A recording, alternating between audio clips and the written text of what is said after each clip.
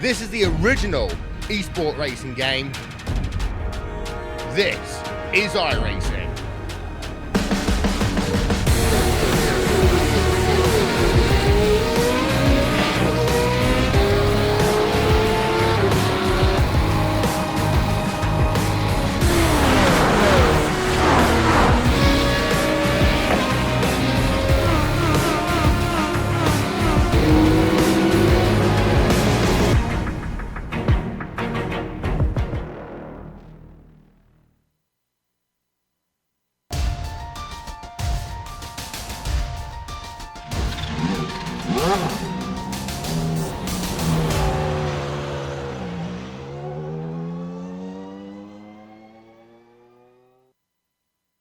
The nearly common story of the Weekend Warrior races thus far has been the sheer dominance shown by David Gaspers. Behind him, though, a lot of names try to be the second force, trying to challenge Daniel Sadro for that position. However, with the challenging hills of Laguna Seca awaiting everybody now, who can break the dominance of Gaspers? Or will he win his third race in a row? Find out now as we get ready to watch round 3 of the Weekend Warriors live here on the Global SimRacing Channel via the iRacing Esports Network. The crew to give you all these stats and storylines today will be Ryan Walker joining myself, Stefan Schlacher. Turning the knobs and pushing the buttons behind the scenes is our director, the Doctor, Amjad Yamin, and he's using cameras provided by the great Dougie Beard. Before we get into the nitty-gritty about today's race, let's head down trackside and find out what this track outside of Monterrey is all about.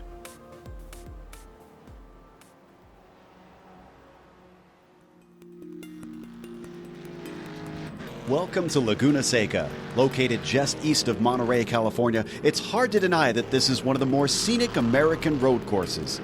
It travels up and down a hillside which not only offers spectacular views, but one of racing's most iconic corners. Clocking in at 2.25 miles in length, 11 turns split up the current configuration. I say current because up until 1988, the track's layout was shockingly simple with a mere 9 dangerously fast corners. But despite becoming a much more technical track, this difficult nature was retained in its modern form. Turn 6 in particular places an emphasis on precision and daring with its tricky dip at the apex and narrow racing line. But the most well-known spot on the track is of course the corkscrew. Blind and kinked on entry, it then whips the driver through a chicane which drops you nearly 60 feet. It's earned a reputation worldwide for forcing even the most daring competitors to second-guess themselves. But there's honestly a refreshingly wide variety in types of corners, making it a perfect track for driver coaching and training. Elevation changes, differing cambers, and every sort of apex imaginable leaves seasoned veterans and newcomers alike spending hours trying to perfect a lap. With the track becoming popular for hosting IMSA, IndyCar, and MotoGP in its recent history, it also brings out lots of vintage racers due to the Monterey historics each year. Likely to remain a fixture on the American racing scene, this legendary circuit is almost always high on drivers' best of lists. Its history and its uniqueness are sure to delight all for years to come.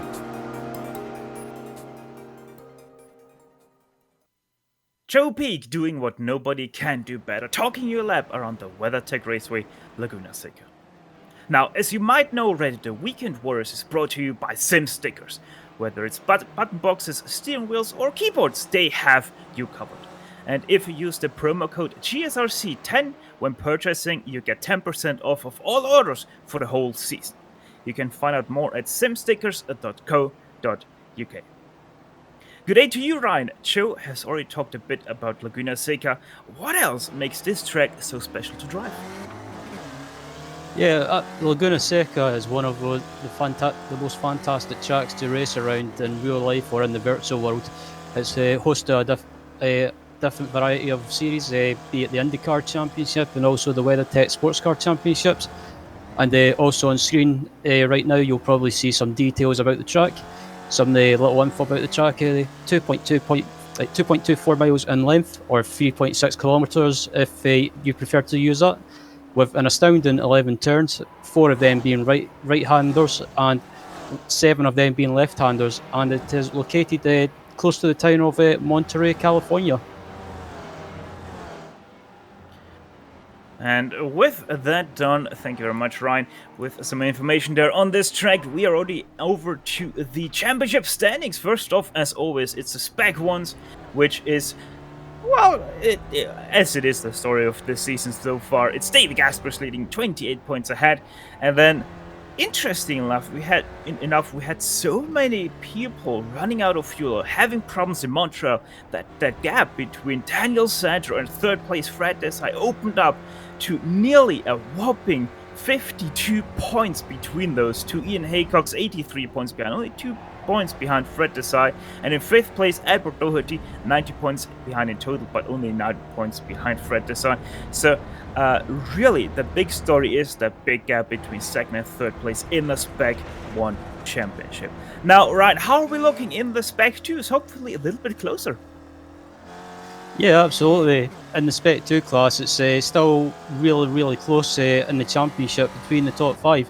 Leading the championship in the Spec 2 class is currently Larry McLeod, who is currently P5 overall, ahead of Ed Doherty. And then in 2nd place, not far behind him, is Jay Williams Smith. Behind him in 3rd place is Yuri Cox, who's been having a consistent season so far, not being set in the world alight, but still doing well. In 4th place is PJ Gowdy, and then round out the top 5 in 5th place is Dominic Bureau, who was having a good race at Montreal at his home track, but unfortunately in the last lap he ran out of fuel, but hopefully he can get some redemption here tonight. A lot of people will most definitely look for redemptions here tonight, Ryan. And speaking about here tonight, let's have a look at those race details, because we are, as already said a few times, in round 3 of this 12-round season. They're following the official Spec Racer Ford iRacing schedule, so not too much to practice if you want to take part in the Weekend Warriors as well. However, you have to make a pit stop here because they're limiting the fuel to just 35% in this 40-minute race. The points always get rationed out. First always gets 100, the last place car always gets 25, and then with a clever formula, they have the rest spread out there. Now, for every 10 incidents they get, they also receive 3 penalty points that just get deducted from the points you get in this race. And then also, because we are here in a little bit of a fun race, everybody gets 1 T car, that's 1 spare car, so free repair for everybody out today. Before we get to qualifying, a quick reminder that you're watching this broadcast on the iRacing Esports Network. Make sure to like and especially subscribe if you haven't done so yet. You'll know if you haven't done, as the button will still be bright red. In qualifying right now, Jerry McGreevy is your leading car, as David Gaspers has failed to put in a qualifying time thus far. 5 laps scored, didn't count. His 6th lap did count, and oh, what a surprise, Ryan! He's in 1st place.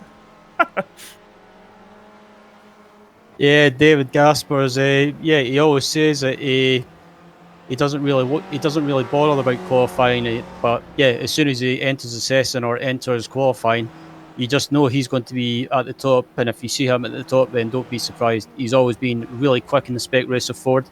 But also the likes of Jerry McAreevy. Yeah, he's not always up at the front or challenging for wins, but he's a driver that can spring a surprise on his day. And speaking about your 1st place car, let's have a look at the 1st place Spec 2 class car, which is right now, as Jason Perry goes over the line, in 7th place, Erwin Rothkans. And if you don't know how to distinguish the Spec 1 from the Spec 2 classes, it's quite easy. They have 200 and above, the Spec 2 class it is, and everything that is under 200 number-wise, that is your Spec 1 class. And Erwin Rothkans right now leading that, and you can see that there. He is in 5th place. That's no small feat. He was in 4th place actually at the Circuit Chill Villeneuve until he ran out of fuel, had to make a pit stop. So that then got shuffled back to, I think, only a 13th place finish for the highest Spec 2 class driver. So they are really wanting to prove here today what they are capable of. Yeah, absolutely. The next car in the Spec 2 class is way down the field in P19. That is Dominic Bureau, I believe. So yeah. Actually, Dominic, sorry, Ryan. PJ Gowdy is there in 16th place with the 777. But it's not too much between them, only 3/10 between PJ Gowdy and Dominic Bureau. My apologies about that. I missed that completely. But yeah, it's good to see a mixture of drivers in the field, and I think I'm not sure how many cars we've got in the field at the moment, but it's a big turnout, and it's just proven, Stefan, that the Weekend Warriors is one of the most popular leagues around. And from racing in it myself, it's I highly recommend giving it a try if you're watching the broadcast and you're undecided where to give it a try. Go for it, and you won't regret it. 53 drivers are signed up in this session right now. However, Sea Love is not in the session, so only 52 cars right now circulating this track. We'll see if everybody of these 52 cars are actually gonna qualify. Right now we're looking at Adam Bradshaw sitting in 6th place. He's gonna pit in. Actually, no, sorry, that was just a mistake on my part. He's actually gonna drive across just behind Fred Desai. Fred Desai himself right now in 25th position, so he is looking to upgrade his place there. Sure enough does, 38.1, good enough for 19th. Yeah, that was a good improvement from Fred. I'm just looking throughout the field to see if there's any other improvements. It looks like some people are either starting a lap or in the middle of a lap. So, yeah, I think we could be seeing some changes in the closing stages of qualifying. Still got 3.5 minutes left. That's about good enough for, if I remember correctly, 3 laps that they can do here. As Daniel Sadro, only 11th place for him right now. He did say last week that this is not a very good track for him, so we shouldn't really expect too much from him. But I feel that still on the bad track, he might be able to slip in at least a top 5 here today. Yeah, I'm just looking at the surprise for qualifying for me at the moment is currently in P3. That is Antonio Rees. Yeah, he's currently up there in P3 in the top 3 as well. And yeah, it's a bit of a surprise for me. But he's always been a decent driver in the Weekend Warriors, and yeah, I think he's improved massively this season. And he's up at the front of the. Oh. Well, that is the first commentator course of our new commentator here in GSRC, Ryan Walker. Our live with the action, Daniel Sadger spins out talking nicely about him. Yep, I apologise about that, it's Daniel, but yeah, I wouldn't be surprised to see Daniel up at the front as we go on through the race. He's maybe started further back in the pack sometimes, but he's always managed to make good progress and get to the front, so don't count him out of finish on the podium. Chris Murakami just over the line. I don't think that was actually a new improvement for him last time around. Sitting in 12th place. Chris most definitely will be looking at something better right now. Also looking at something better will be Donald Fitzroy, only sitting in 14th place with this 111 machine. Right now, 37.811 to his name. Let's see what he can do coming down through turn 9. Now, always have to be a little bit careful on that exit curb here, because that really drops away from you quite fast. And if you put your wheels there on the gravel, Ryan, your game is nearly done. Yeah, I have to agree. After doing a couple of official races around here, if I've not spun or hit the wall, but I've clipped the gravel a few times and got sideways. So yeah, it's one of those tracks that if you push too hard or you use too much track or too much track on the exit of some of these corners and you catch the gravel, it can bite you big time.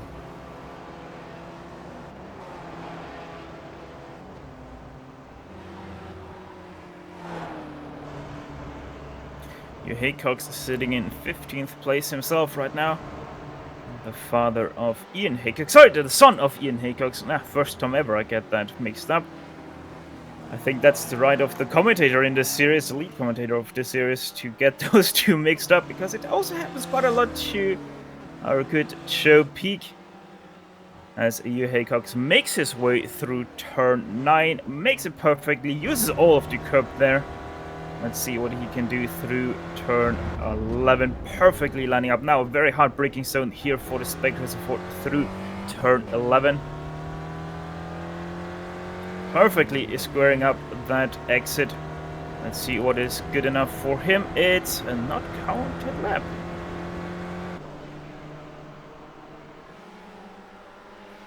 David Gaspers over the line once again. He, I think, has enough time to put in another one. But out of his 11 attempts, only 3 of them have counted for David Gaspers. So it really speaks for how much he is pushing right now and how hard this track is to really get right. Ian Wilson over the line with a 150.5, no improvement there, so he is done sitting 43rd. Miroslav Juricek, another car that's gonna come over the line in any second, but he decides to pit in, so he is not gonna complete this lap. There's one car that did stay out in ahead of him though, that's Edward Doherty, only sitting in 18th place, stays in actually improves up to 17th place, 37.830, good enough for that. Brett Holton comes over the line, doesn't improve for him, so he's gonna stay in that position. Daniel Sager decides that is good enough for him, only in 13th place. Erwin Rothkranz decides to drive over the line for another time, comes now through the last turn, as we're looking at Jeremy McAreevy there, sitting in 2nd place.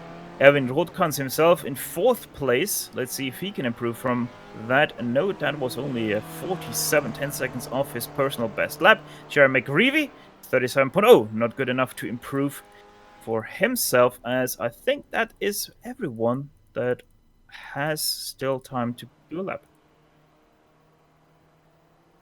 So with that, we can now tell you the official lining up order here at the WeatherTech Raceway Laguna Seca, and it is led to nearly no surprise there of David Gaspers, but behind him Jeremy McAreevy, only a 10th between those two. This most definitely is a good setup for a great fight up at the top. Antonio Rees, 3rd place for him.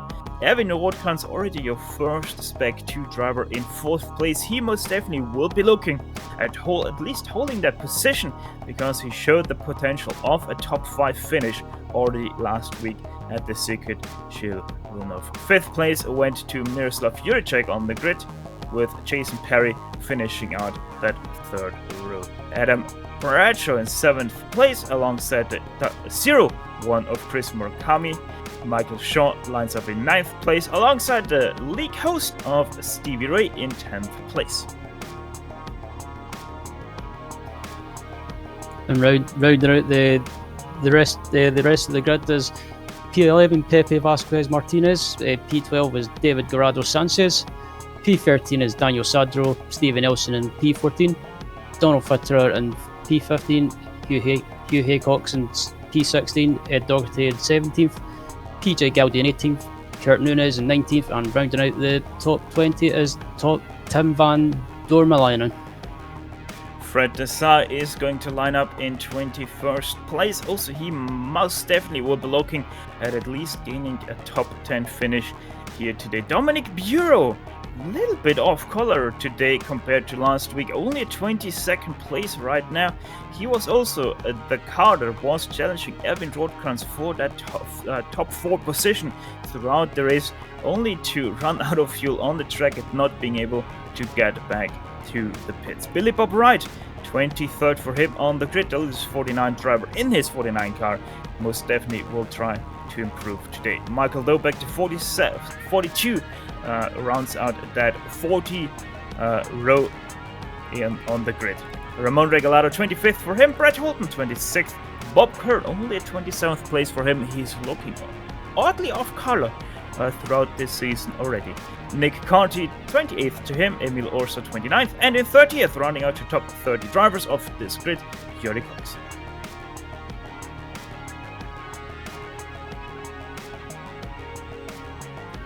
Yep. 31st on the grid goes to Richard Franco, Tom Grantwell 32nd, Jeff Jacobson 33rd, and Fergali only a 34th place on the grid, so also he will be one of those guys looking at upgrading his position. Brian D. Short 35th, Brad Spittle, a new driver in this series, the number 5 car, lines up in 36th. Gary Walbot 37th, another new driver in 38th of Donny Halver Henriksen, Samuel Dick 39th, and Chris Human takes 40th place on the grid. And round out the rest of the grids is Jason Brown in 41st, Pascal Montmorency in P42, P43 is Ian Wilson, P44 is Richard Galtatowski, hopefully I pronounced that right, P45 is Kenneth Bately, P46 is Cyrus Sturgeon, J. William Smith in P47, P48 is Mark Gehan, Mats Slobon in P49, John Nielsen in P50, and yeah, the rest of the grid I can't see because my iRacing's playing up, so if you could take the rest of it, Stefan, sorry. We have two more drivers that are going to take the green flag in case of Chase Marston and Wendell in 51st and 52nd. Sealov, he's not going to join this race as he's not in the server right now. Your pace car already making the way through the treacherous turn 6, and in the practice session we have seen a lot of cars here either go a little bit too early on the turn in and hit that sausage curb and spin out, or go a little bit too wide and run into the gravel and ultimately spin out and crash. So probably right that 6th turn will be the main talking point in this race. Yeah, absolutely. There's that turn 6, Laguna Seca is going to be a big talking point, as you mentioned. There's a few other corners as well, like the corkscrew that will probably have big talking points as well. But it's one of those corners that you can't really make a move in unless you see a gap or you're just lucky and get the other driver to cooperate with you. So, but I think it should be a close race here today, Stefan, and I think it'll be interesting to see if these guys up at the front with David Gaspers can give him a run for his money as we come up to the final corner. Yeah, David Gaspers coming through it and immediately stepping on the throttle here. Races green, Jeremy McGreevy gets a good run on him. Actually a better run than David Gaspers himself. That might be a challenge into turn 1, as in behind the battle for P3 is already off as well. Erwin Roldkans also gets a very good run on Antonio Rees, but Rees on the inside, in the front of the touch. David Gaspers, Jeremy McGreevy make the touch. David Gaspers has to save his car. He does so beautifully, but Jeremy McGreevy loses that 2nd place to Antonio Rees, or does he, as he has the inside for turn number 3, and he actually is able to defend another touch there between Jeremy McGreevy and another car as Miroslav Juricek tries to challenge for that 3rd place. Now Antonio Rees shoves him a little bit out of the way, but it gets the move done. Now here also comes Evan Rodkans trying to get his 4th place back. They're nearly going 3 wide with Spider-Man on the inside, and that's the touch! That's a big crash, also a little bit of a chain reaction in behind off the field. That opens up quite a big gap behind Jeremy McGreevy and Jason Perry. That gap is already up to about 1.5 seconds between those two, so Jason Perry will most definitely have quite the work to get up to Jeremy McGreevy. Yeah, I think just watching that replay back, Stefan, it looked like Antonio Rees was trying to defend the position, and I'm not sure who it was. I think it was Antonio Rees tried to make a move on the Miroslav Juricek as well, and just got too hot into the corner and ended up making contact, and unfortunately some of the cars behind him got caught up in that incident. The 20 of Tim van Dornemalen just had a little bit of a problem through turn 9, dropped him already 3 positions just from a short little wiggle there. But yeah, the big story with that crash is that big gap that has opened up between Jeremy McGreevy and Jason Perry. Now up to 2.5 seconds already between 2nd and 3rd place driver of this race. And behind Jason Perry we have Chris Murakami and Michael Shaw completing right now your top 5 of this race. And since this has calmed down now a little bit with all the kerfuffle from the start of this race, let's actually have a look at that turn 5 incident that we saw there. One of the worst cars that got involved there is Pascal Montmorency, but that was from the chain reaction following this. There we can see Antonio Rees on the outside of everybody, and then I think it is him. Yeah, it's Perry. Perry gets into the back there of Rees and gets all of that stunned. Sadly involved there Miroslav Juricek and also having a Rotkrantz. Here we can see, that's a good shove to the back. Sadly, not the best outcome for everybody, as we once again are on a replay here. Oh, sorry, that is... What was that? That was Edward Doherty, wasn't it? Yes, it was. What happened there, Ryan? Yeah, I'm not too sure. Yeah, let's just look at the replay now to see what happened. And it looks like he might have just lost it on his own or got tagged. I had a bit of contact, unfortunately, as there's a replay as well of Hugh Haycock spinning at the corkscrew as well. Yeah, and actually with Edward Doherty, he was lucky to not get more damage than he did, because there was also Pepe Vasquez Martinez spinning right nearly into him. So he was lucky to not get more damage from that. Hugh Haycock also seems to have not got any damage from that, so he's able to continue nice and easily on his way. Nice and easy, that's also the story right now for the race of David Gaspers, leading right in front of Gary McGreevy. 1.8 seconds between those two.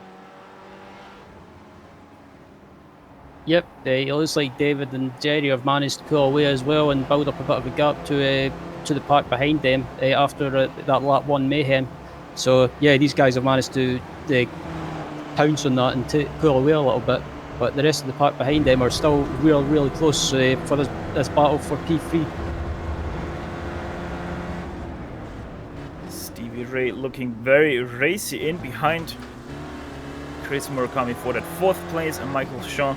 It's a big strain in reality that we have there for that 3rd place. He goes all the way back to P11. Stephen Elson, I would still call him part of that train, although he just made a mistake through the corkscrew, really dropped off the back of Adam Bradshaw. So this right now is going from 3rd place all the way down to 10th place. Everybody's still in that fight for 3rd. Yeah, we can see it quite nicely on your screen. Great camera work by Dougie Beard. As always, as David Gaspers 37.047, the new fast lap of this race.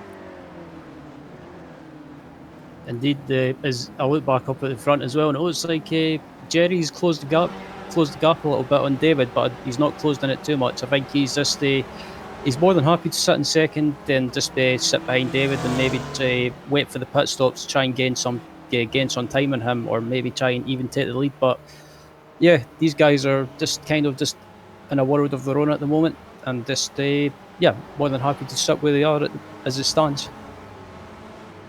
We can already report that 2 drivers have decided to park their cars. That would be Miroslav Jureček and Paul Montmorency. Both of them were part of that 1st lap incident there, sadly. So those 2 guys already out of the race, but we still have 50 drivers remaining here today. Stevie Ray right now sitting in 5th place, and Stevie Ray, we have to talk a little bit about him. If you're new to the Weekend Warrior series, then you won't know that he is always the first, or one of the first, to drive into pit lane. That most definitely will put a little bit of pressure on the guys around him for that 3rd place. Yeah, just to let you know, Stefan, I think Jerry McAreevy's had a disconnection, I think, from the race. He's just disappeared on my screen anyway, so yeah, possible disconnection issues for Jerry McAreevy in this race. Let's hope that that is not the case for him, because he was actually getting back from a very, very bad run, as it seems like he is back. He is back, but he is in P10. That maybe he had a spin while he was away, because that would explain why he has dropped that far back, but did appear at a different point on the track.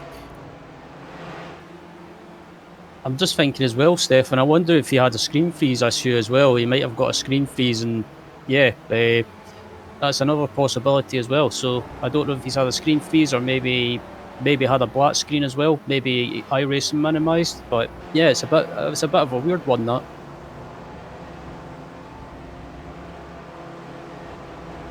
As now also Stephen Elson has passed him through turn 4, and yeah, that also obviously put up the gap even further that David Gaspers had. It's now up to 5.4 seconds between David Gaspers and Jason Perry, as Pepe Vasquez Martinez and Donny Halt Alve Henriksen have just disconnected and thus retired from the race. And that is a spun car. They're in turn 10. Who was that? That's Chase Marston. As there's the 99 of Ramon Regalado being spun out at the corkscrew. As he already dropped down to 25th position. That's a lot of position lost there for him. But sure enough, there's a lot of people that he can overtake with all these cars fighting just ahead of him.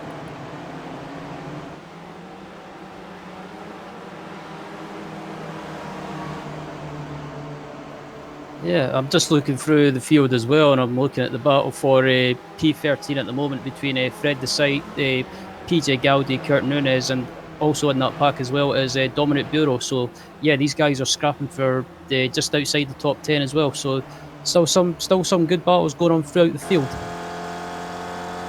Lots of battle groups in reality here right now, as they are fighting for that is 21st position of this 50 or now 48 car field. So they're pretty much fighting for the smack middle of this race right now.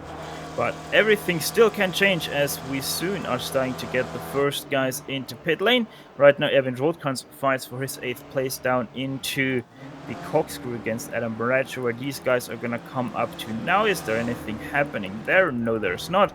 As we now go forward to Evan Rothkranz versus Adam Baracho.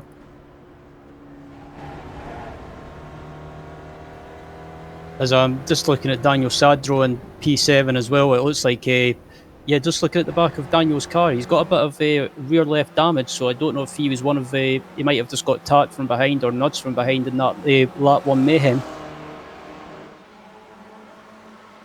As David Gaspers puts up his new fastest lap of the race, Antonio Rees once again with problems. This time it is at a different part of the track. It is actually the corkscrew.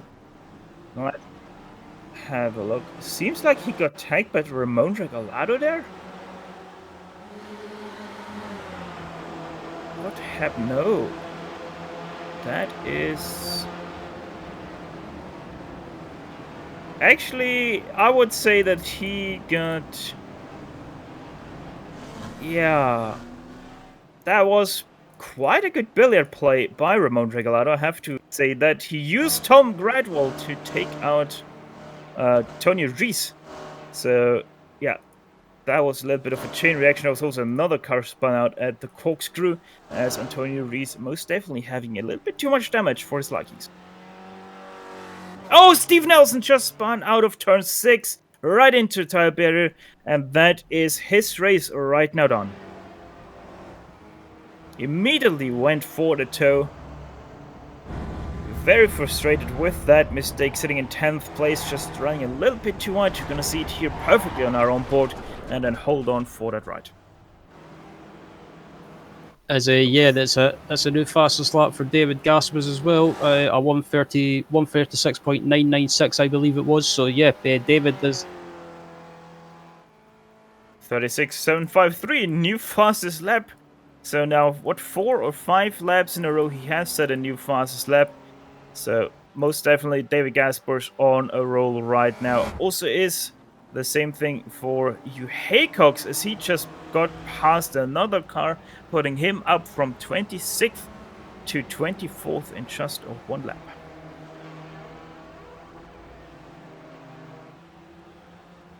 Right now we're looking at Chris Murakami making his way through turn 4.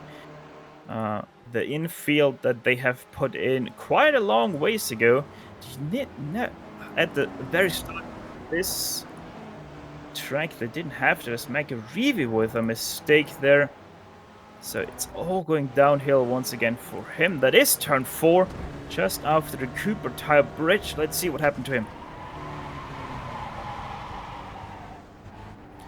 Yeah, that sure does the trick there with the tires in the dirt line. Yep, he was just he just done what I was saying. I was talking about before. He just just ran a little bit wide and caught the dirt, and this got sideways, and he was just a passenger from there on, and just nudged the wall a little bit, but he's managed to get going again. As there's reports of I think P3 is off track. P3, that's Chris Murakami that was through the corkscrew, as he just took that a little bit too tight, got a little bit unsettled, and just a minor off track for him. As expected, the first cars are into pit lane, and the first car is Stevie Ray.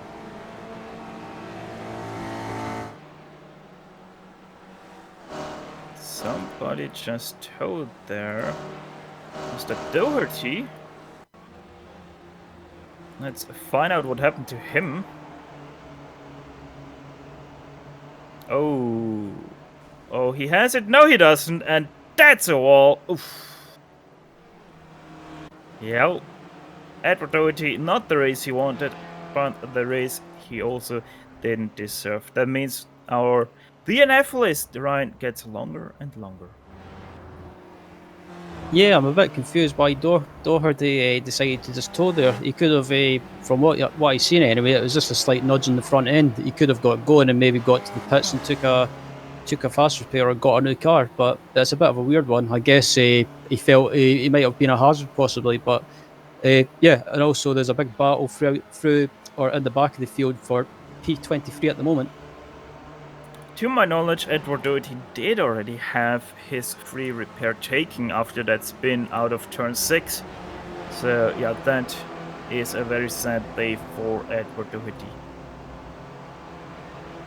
Battle for 20th this is. Hugh Haycox, Aaron Fugale, Ramon Regalado, Samuel Dick, Michael Shaw, Tim Van Dornmalen and Nick Carthy all in that train. 6-car train. And most definitely looking very racy for that top 20 spot. Yeah, absolutely. As we're just looking at this, I'm looking at this battle anyway for P21 with Haycox. Oh, sorry, Jeremy McReeve with another mistake, big mistake for him into the last turn. Very wide, he nearly ran into the tire walls there. That's how wide he was. Now we go into the replay.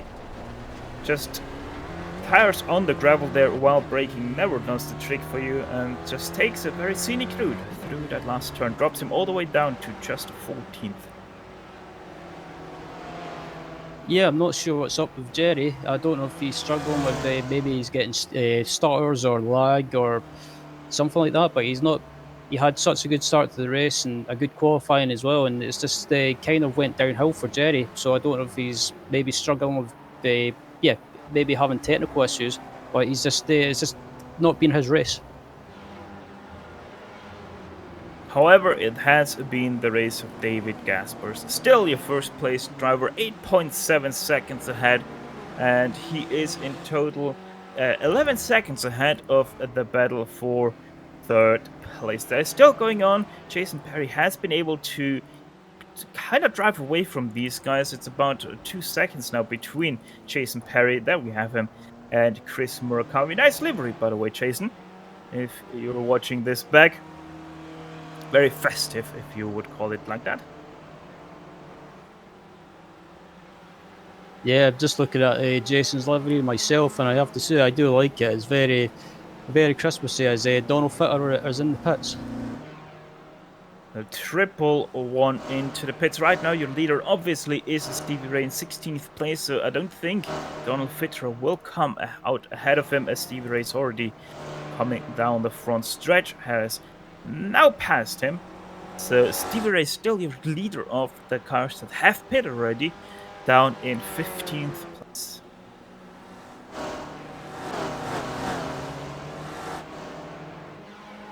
Yeah, I'm just looking through the field again to see if there's any battles taking place at the moment. The only other battle I can see at the moment is I believe is Michael Dobeck and Jerry McAreevy for P12. So yeah, still some battles going on, but I think it should spread out a little bit after the pit stops have been done. Right now we're looking at the battle between Gary McReeve and Michael Dobeck there for 12th place. That all happens just behind your second place driver of the Spec 2 class. That's Dominic Bureau. And he has already done quite some work in this race. He started in 22nd up to 11th, so that's splitting his starting position in half, gaining 11 positions to find himself just outside the top 10. As I think we have had a pass for 3rd place. Or is that... No, that's just Murakami pitting, never mind. So not really a pass, just as...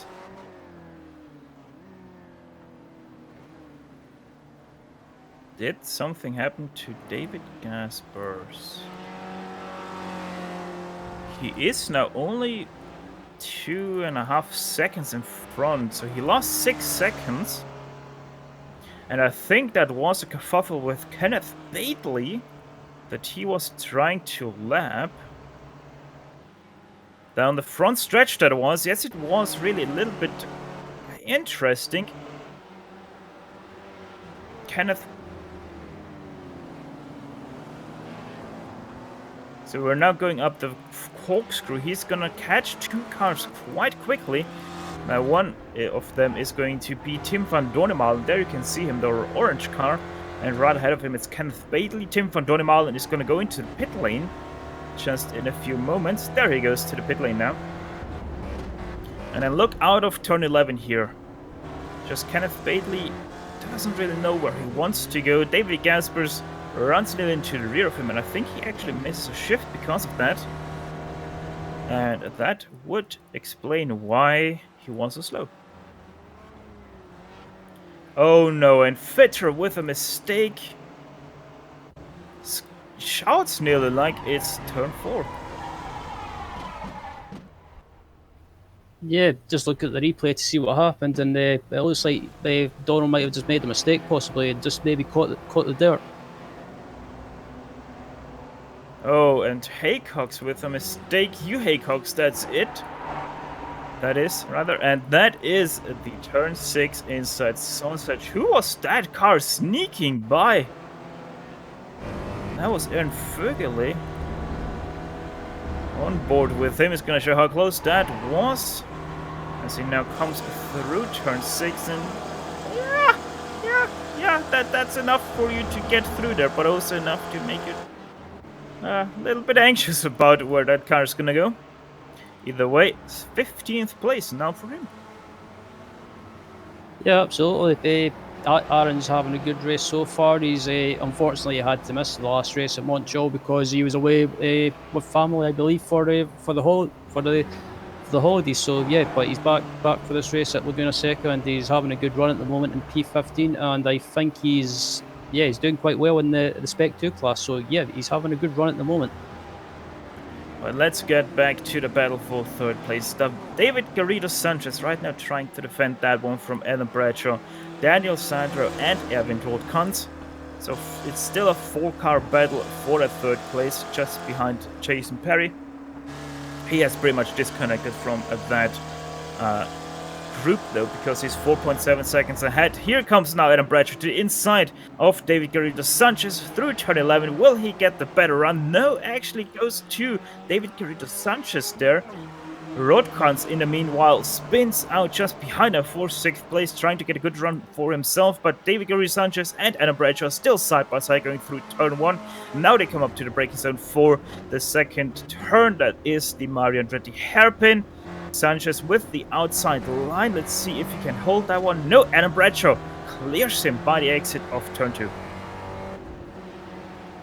Yep, as Sanchez tries to make a move back up the inside, but Bradshaw manages to hold on to the position. But just behind these two guys is Daniel Sandro, who is slowly making progress through the field, and he's having a decent race so far, but it's not where he wants to be, I would think. However, with the spin of Erwin Rothkranz that we saw out of turn 11, that means it brought in PJ Gaudi for that fight for 1st place in the Spec 2 class. Rothkranz didn't lose any positions with his spin. That's how far that gap was between himself and PJ Gaudi. But PJ Gaudi now right behind him. But look at that speed difference through turn 6 already. Erwin Rothkranz opened up that gap by about 3/10 just through that one turn.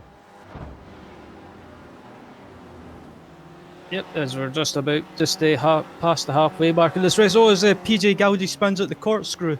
Oh no. PJ Gowdy with the lead just up ahead of him. He takes a little bit too much of the old Thunderfoot and spins out through the corner. Yeah, it looks like PJ, when he tried to get back in the power on the exit of the corkscrew, I think the car might have just hit the ground and bottomed out, and it's just caused him to spin. But luckily, he's managed to keep going again, and he's still in this race. Gaspers, meanwhile, was in the pit lane. He's already out again. He did take, by the way, a free repair for his little bit damaged car. So most definitely doesn't expect any trouble from here on out. Only 16.5 minutes left in this race. He comes out just ahead of Richard Franco and just behind Gary McCreevy, who is sitting in 6th place. Yep, as just watching Jerry as well. He's managing to get back through the field slowly, but I think it's a case for Jerry of what could have been after having such a strong qualifying. But yeah, Jerry's right behind Dominic Bureau as well. But I think some of these guys in front, they still have to make their pit stop. Lots of guys still have to make their pit stops. Obviously, David Gaspers is your leader of the guys that have already pitted, but the big story is that Stevie Ray is only 6 seconds behind him. So it is going to be interesting where Jason Perry comes out in regards of Stevie Ray once Jason Perry has dove into pit lane. It's not going to be this lap, as he has decided to stay out at least one more time. As Adam Bradshaw decided it's his call for the pit lane, his pit crew is ready. Let's see how ready they are, as it's only going to be a splash and dash for him. Yep, Comes absolutely. up to his pit stall right there. Go ahead. Yeah, I was just going to say, I thought Dominic Bureau and Jerry McAreevy were coming into the pits, but they've decided to go around for one more lap, and they should be in at the end of this lap, I think, or if not, at the end of the next lap, I think. Jerry McAreevy just made the pass on Dominic Bureau for 4th place in that class, or in the race, sorry.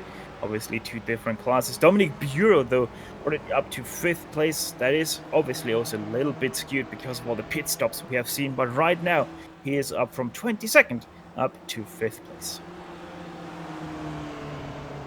Yep, and I think Dominic Bureau has managed to gain, I think anyway, he's managed to gain 16 positions. So yeah, it's a good run for Dominic at the moment, and he's having a pretty good race. It's for me anyway, this season so far, Dominic Bureau has been the one that's improved the most this season.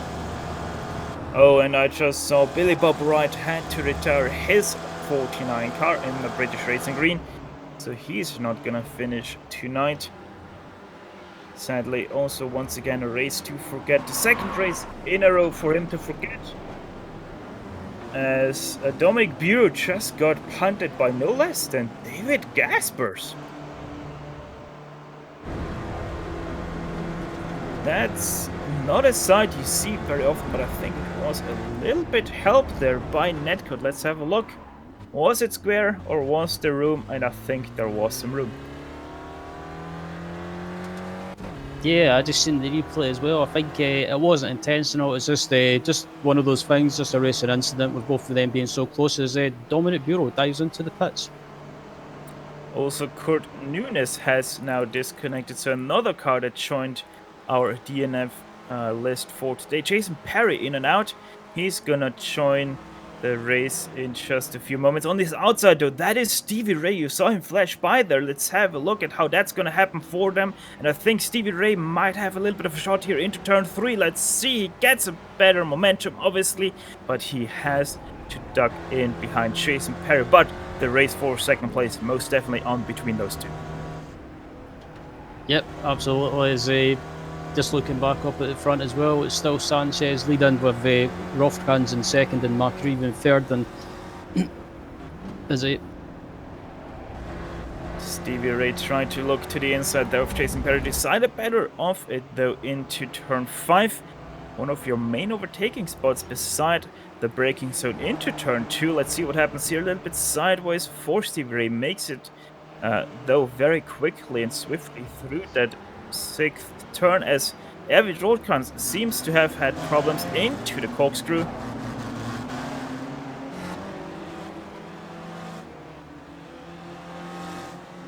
Just a little bit of a spin there for him, as he is now also going to pit lane alongside, I think, Gary McReevy is also in pit lane. David Garrido Sanchez also in pit lane, so everyone is now starting to pit. Yep, as Rothkranz is in the pits as well. So yeah, the last set of Oh, drivers. sorry, Stevie Ray side by side with Jason Perry right now going through turn 1, braking now for turn 2. Jason Perry has the inside for turn 2 and makes it stick. So he is still going to retain that 2nd place, but Stevie Ray right now looking very racy for his first podium of the season. Yeah, Stevie Ray's looking. He's never really been an aggressive driver to me, but he's getting really racy, and I think he realises he's having a chance of possibly taking a podium in this race. So, yeah, I think if I was Stevie Ray, I would be doing the same as well. So, yeah, get your foot down, Stevie. Stevie Ray versus Jason Perry for that 2nd place. Hopefully, no tears will be handed out in this battle. Only about a lost place and not a lost opportunity for both of them. Adam Bradshaw not too far behind them, just 3.6 seconds between himself and Stevie Ray. So if they do a little bit too much damage to their lap times, they might run trouble of getting caught as P12. Something is happening there. Michael Dobek seems to be a little bit slow out of turn 6.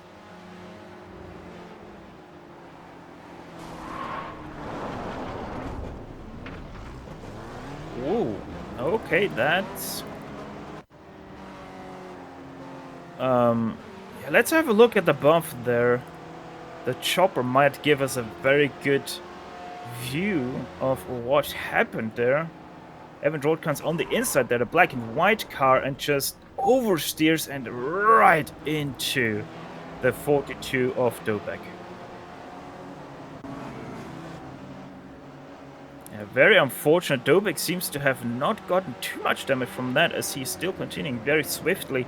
However, the car of Erwin Rothkranz very damaged, as he also went into the tire barriers very hard, and thus he has to take it to pit lane. So once again, 2 races where Erwin Rothkranz was very strong, but had to pit for an extra stop. Yep, that'll help the other drivers in the Spec 2 Championship. Possibly gain more points as well. So, yeah, I was unfortunate for Rothkranz. I think it's just proof of the Spec Racer Ford as well. It's one of those cars that you have to be really careful with. You can't overdrive it, because otherwise it will just oversteer and bite you, as we just seen.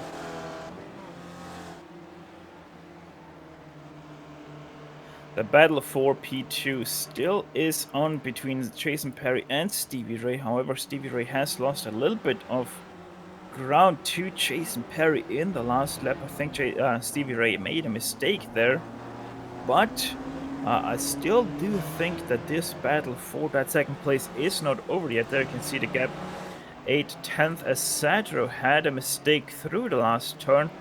Seems also for him as that he did take it to the gravel. Yeah, I'm just watching the replay of Sadro now, and it looks like just watching the replay, and it looks like he just got sideways in the middle of the corner and just decided to, instead of spinning, just to let it run wide, and luckily he managed to keep out the wall as well. With that, he dropped all the way back to 7th place. As we look at the replay now going through turn 10, we're going to go on board with him.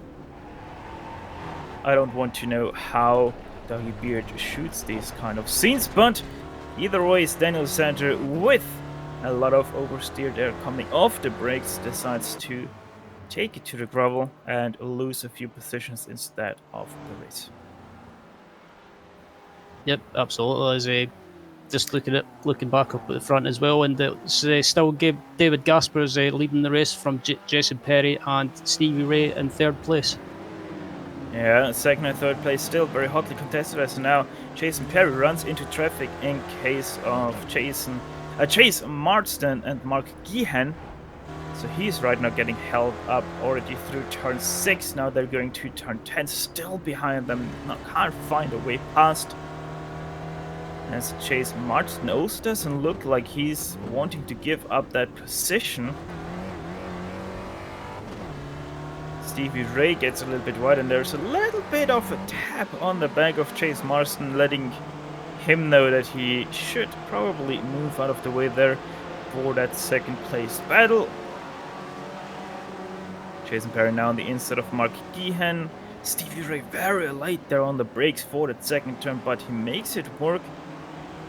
And Adam Bradshaw just can't get close to these guys. It's still about 2 seconds between himself and Stevie Ray. Yeah, I'm just looking at the battle for P5, P6, and P7 between David Sanchez, Chris Murakami, and Daniel Sadro. Yeah, these guys have been going at it for quite a few laps now, and yeah, it's these guys have fought. Oh, there's a car spun at the side of the track. That was Chase Marsden, 39th place. Don't think we need the replay of that, as we have seen that kind of spin already a few times through turn 4. Once again, Jason Perry gets held up by Richard Gortatovsky. This time through turn 6. Richard, though, lets both of them by as they come up to the corkscrew for the 22nd time, if you also count the pace lap. And this time, Stevie Ray gets it wrong. The 11 spins out, nearly into traffic. That was Adam Bradshaw going past him. Where's David Garrido Sanchez, 5th place driver? He's coming now past Stevie Ray. As we go on to replay, David Garrido Sanchez wasn't able to get past, so we didn't miss anything there. And Ryan, I think that was once again a case of just too early on the throttle. Yeah, I was just watching Stevie's onboard. It looks like he just might have just gotten the power too early, or maybe the card hit the ground in the middle of the corkscrew and that just caused it to get unstable and spin around. And also Rough-Trans has disconnected from the race as well. A good race going from bad to worse for Erwin Rothkans. Only 5 minutes remaining here in this race. David Gaspers, still your leader if you have just joined us. He is about 10.5 seconds ahead of Jason Perry, who is in 2nd place. Adam Bradshaw, 3rd place for him right now. He is most definitely on a good run, starting from 7th place. Stevie Ray, he started from 10th place, was challenging for that 2nd place just until moments ago. Right now in 4th place, concluding your top 5 right now is the number 54 of David Garrido Sanchez, who is just ahead of Daniel Sadler. Absolutely, it's Sadro, Murakami, Makaribi, Shaw, and DeSites rounding at the top 10 as well. And we've still got some great battles going on throughout the field at the bottom of the top 10 as well. As it looks like Stevie Ray is trying to make a move into the corkscrew as he gets. Richard Franco, not very nice there. That's a lapped car, 31st position. Stevie Ray trying to take it a little bit aggressive because he wasn't led by. And that nearly did bite him into the butt there. As now David Garrido Sanchez and Daniel Sadler just behind him. David Garrido Sanchez actually now side by side with Stevie Ray. Can he make it stick though? No, he can't. And now he also has to fear that Daniel Sadler gets a good run on him. Chris Murakami also just behind him. So that's a 4-car train right now for that 5th place. Still side by side for 6th. And David Garrido Sanchez and Daniel Sadler are Sadler with a better run though. Let's see if he can actually hold that position into turn 2, the Mario Andretti hairpin. Sanchez later on the brakes. Daniel Sadler hits the inside curbs, and that is most definitely going to concede that position. Also to Chris Murakami, as he's to the inside, and Daniel Sadler decides better off that fight. Yep, these guys are still battling for P5, and Stevie Ray is not far in front of them either. As they're coming up to more lap traffic, I think. So this could get messy going up to the corkscrew, Stefan. Yeah, still they are behind the 273 of Richard Franco, sitting in 31st. I mean, he's just behind Richard Gortatowski, who is in 30th place.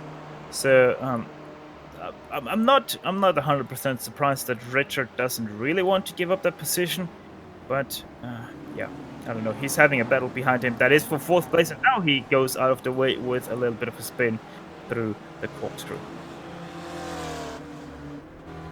Yep, I agree. I can understand why Richard didn't want to get out of the way, because he's in his own battle as well. But on the other hand, it's also best to do the sporting thing and let cars. I think we've had something happen to Michael Dobek, and we possibly might be able to get a replay. The 42 standing at a 90-degree angle to the track. That's never a good sign. Let's see what happened. That's turn 6, and it looked like he hit that sausage curb.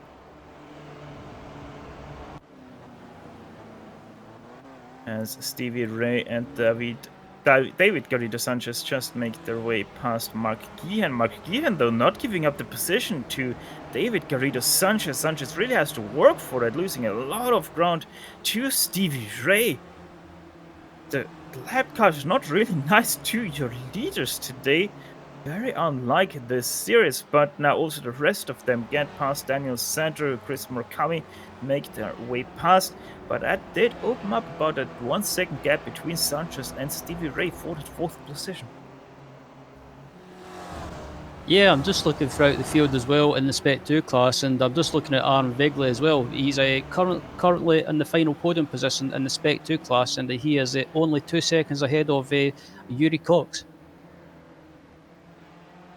Yeah, we're talking here, by the way, about the 18th place for 2nd place driver. Our 3rd place driver, and Chris Murakami just spun out of the corkscrew. Another one of those Thunderfoot moments. Too early, too much. Chris Murakami goes around, loses another position. Now also to Jerry McGreevy, puts him from 6th into 8th place. Yeah.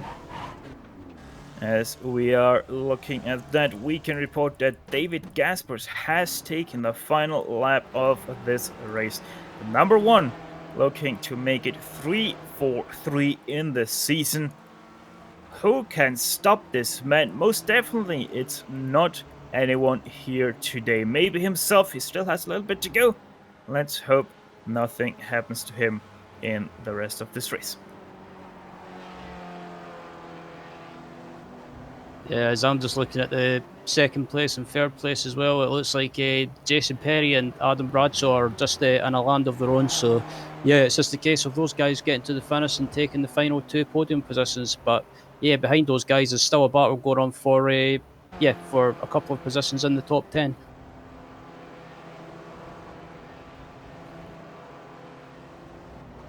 David Gaspers makes his way beautifully through the corkscrew for the 25th time, as he now comes up to turn 10, the penultimate corner of this lap and of this race as well, as he now also drives past Chase Marston, who's going to pit in for the very last time.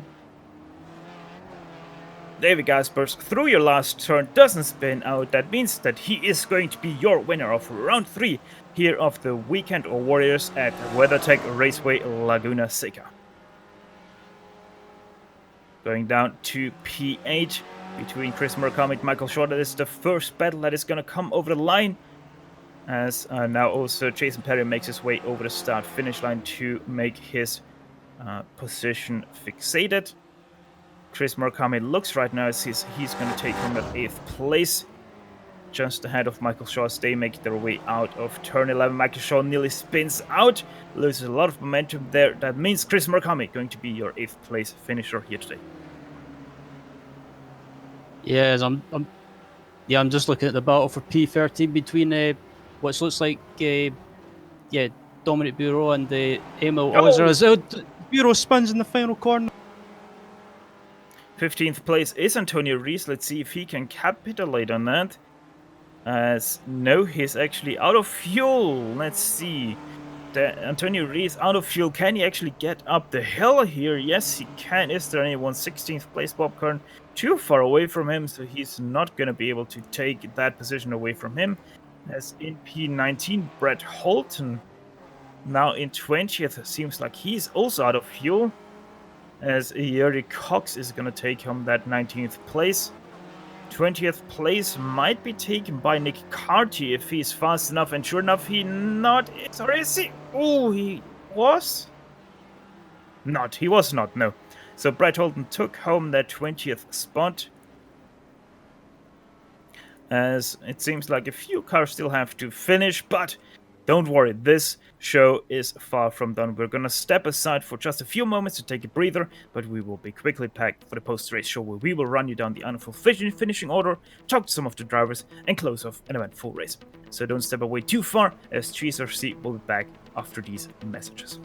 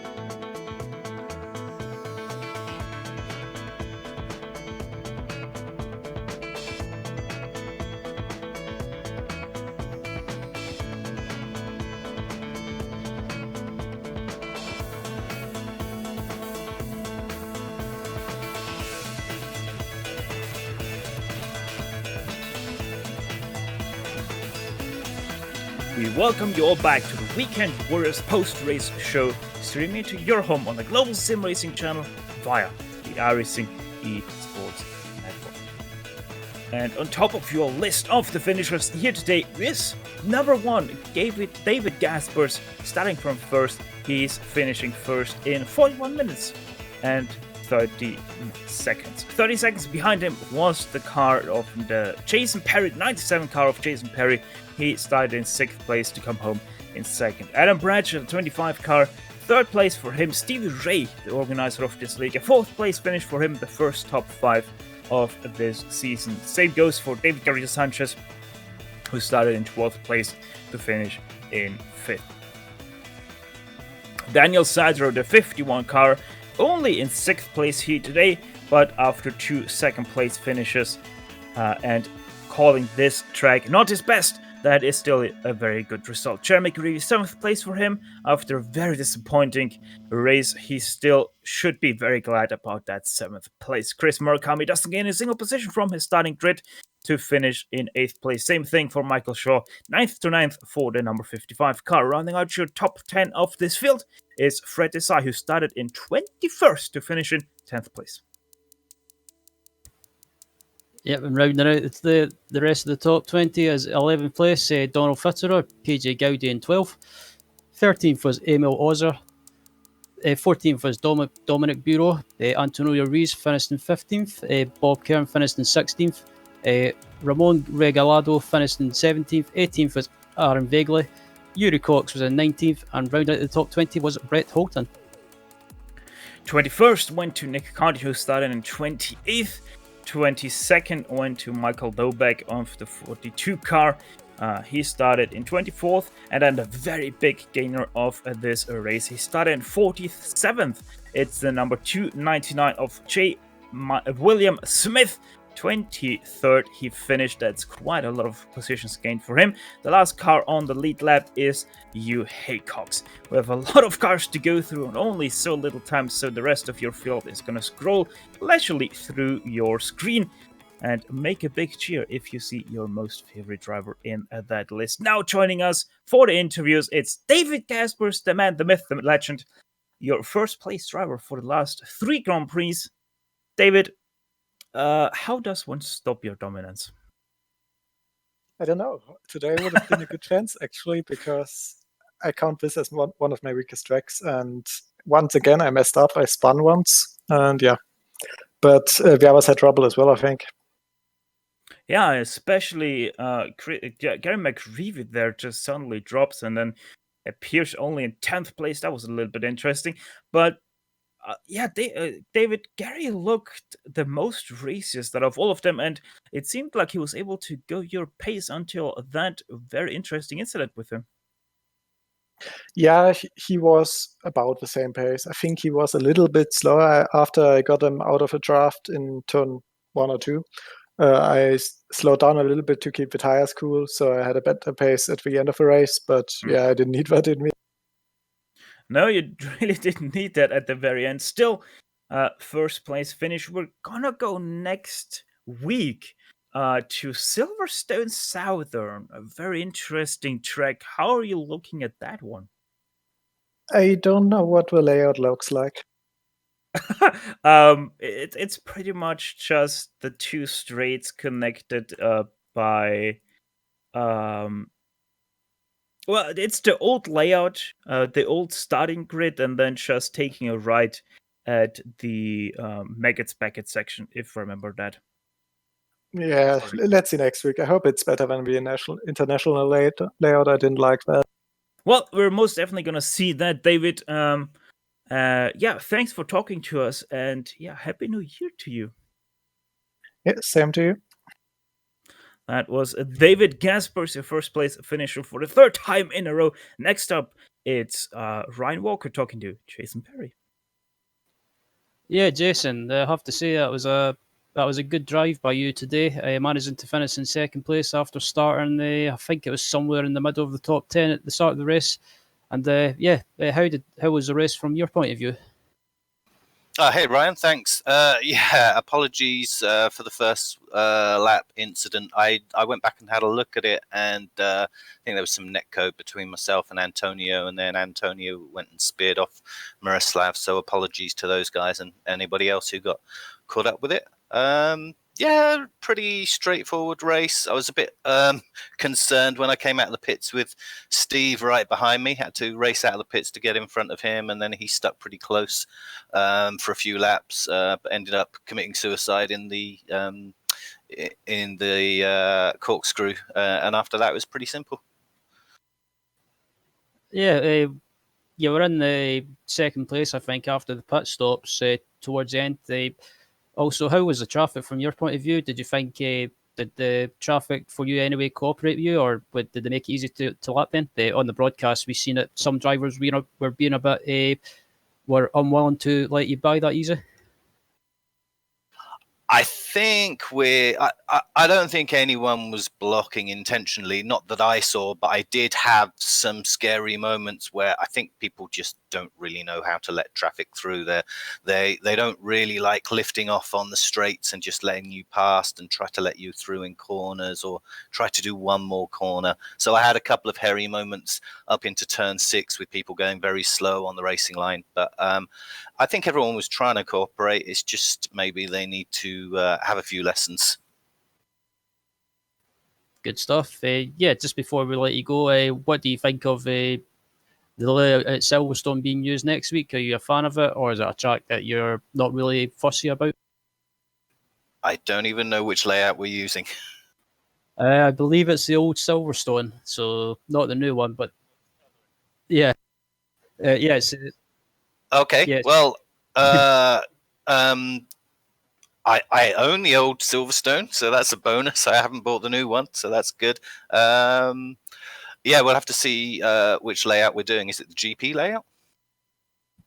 It's the old layout, the southern loop that is where the new pit lane is today.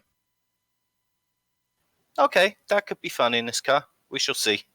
I will be there though anyway, so I'll see you guys next week. Good stuff. Thanks for joining us, Jason, and we'll see you on track at Silverstone next week. Yep. Cheers, guys. Happy New Year. Same to you. Next up, it's Stevie Ray, the league organizer, talking to us after a great run. He finishes in 4th place after gaining 6 positions from his 10th place. Stevie, first of all, how was today's race from your point of view? Hey guys, yeah, it was a lot of fun. Some good racing up front. I was kind of trying to settle in there at the first behind Chris and Jason and kind of wait for the pit stops and see what happened. And Chris made a little mistake. Same lap I was coming in the pits.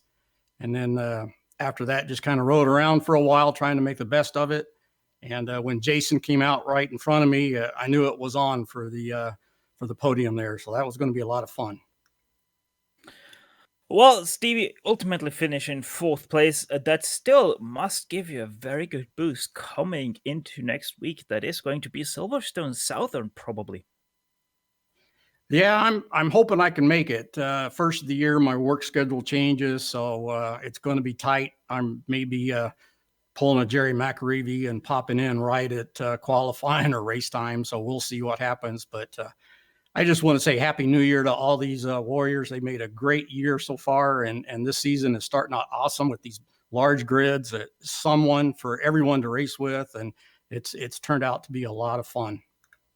It is also a lot of fun from the commentary booth. And Stevie, also a very happy new year to you. And yeah, hopefully we're going to see you in the new week next year. Thanks, guys. Once again, you guys do an awesome job. Looking forward to the rest of the season with you. Looking forward as well for the rest of this season. Next up, it's Ryan Walker talking to 2nd place finisher in the Spec 2 class. It's Dominic Bureau. Yeah, one of my favorite drivers in the series, and one of my favorite Canadian people, I have to say, in the series. I don't know if that's because I like Canadian people, but yeah, Dominic, I have to say that was it looked like you had a pretty decent race and finished P14 overall. Hey, thank you, Ryan. It was pretty uneventful, really hard track, lots of people. It was just crazy, people going left and right off track. Apparently, I was able to keep it down, and yeah, pretty much smooth race, I suppose, for me. Yeah, I mean, I think you started somewhere, if I'm correct, you started somewhere close to the back of the pack or close enough to the back of the pack, but you managed to keep out of trouble and have a good race. And I believe, you were in with a chance of taking the S2 one, I believe, until you had a spin in the final corner. But yeah, it's still valuable points for the S2 championship. Yeah, I started about 22nd, I think, and didn't really kept track of where I was in the Spec 2 because of just so many people on the track. And yeah, the last spin I did, I think it was like with Emil, which I think he's in S1, so that wouldn't have changed much in regards to S2. But nevertheless, it was fun.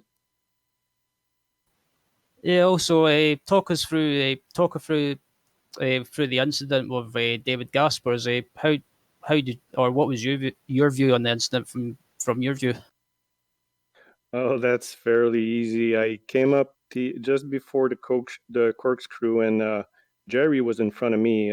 Been following me for a little while, and he was badly damaged.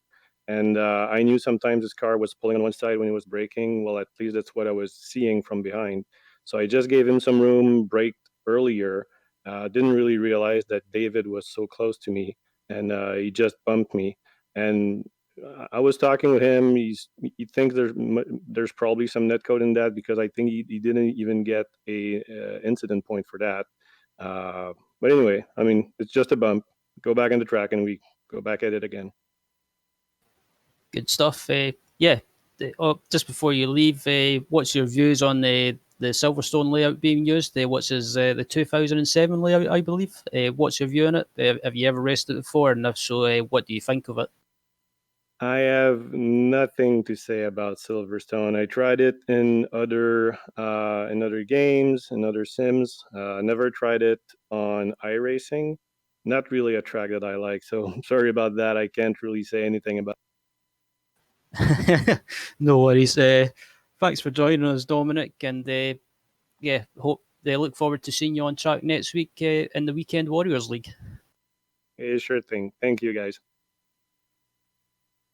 With that, we sadly have to leave once again. That's all we've got time for today. But as always, GSRC would like to thank once again the iRacing Esports Network for having us on their talent lineup to bring you the greatest shows on iRacing into your home. Make sure to like and subscribe to their channel if you haven't done so yet. On top of that, we'd like to thank everyone on track today for a great show, and especially Stevie Ray for organizing this league and contracting with GSRC to broadcast it. Right now on your screen, you can see all of the companies that provide us with their great hardware and software GSRC uses to deliver you the best possible show. Additional thanks goes to Chunadon to provide us with her great masterpieces. See the screen for how to get a hold of more of her great one. If you'd like to find out more about GSRC, please visit us at the Global SimRacing Channel.com. You can also find us on the social media platforms, Twitter with @GSR Channel, Facebook at facebook.com/Global SimRacing Channel, on Instagram at GSRC_Gram. All of the upcoming races for our other series are now sliding across your screen, so check them out and mark them down on your calendar to not miss another second of exciting racing action. Finally, on behalf of the entire crew, I'm Ryan Dougie. I'd like to thank you all for tuning in as Davey Gaspers took away the victory here in Laguna Seca. With that said, until next time, a very happy new year, and as always, race hard, race clean, and we'll see you on the track.